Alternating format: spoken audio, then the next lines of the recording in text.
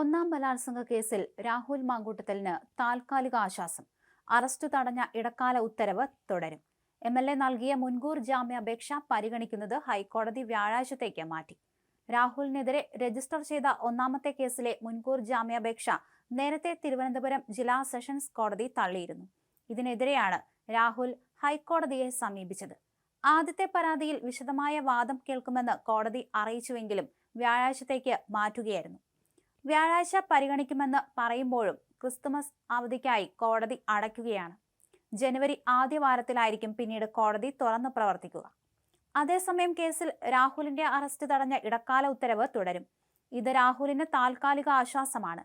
അതേസമയം രണ്ടാമത്തെ ബലാത്സംഗ കേസിൽ രാഹുൽ മാങ്കൂട്ടത്തിൽ MLAക്ക് മുൻകൂർ ജാമ്യം നൽകിയതിനെതിരെ സർക്കാർ നൽകിയ അപ്പീലും പരിഗണിക്കുന്നത് മാറ്റി. ക്രിസ്മസ് അവധിക്ക് ശേഷം പരിഗണിക്കുമെന്ന് ഹൈക്കോടതി അറിയിച്ചു. മറുപടി നൽകാൻ സമയം വേണമെന്ന് രാഹുൽ മാങ്കൂട്ടത്തിലിന്റെ അഭിഭാഷകൻ ആവശ്യപ്പെടുകയും ചെയ്തു.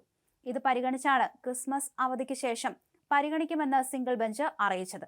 രണ്ടാമത്തെ ബലാത്സംഗ കേസിൽ മുൻകൂർ ജാമ്യം അനുവദിച്ച തിരുവനന്തപുരം ജില്ലാ സെഷൻസ് കോടതി വിധിക്കെതിരെയാണ് സർക്കാർ ഹൈക്കോടതിയെ സമീപിച്ചത്.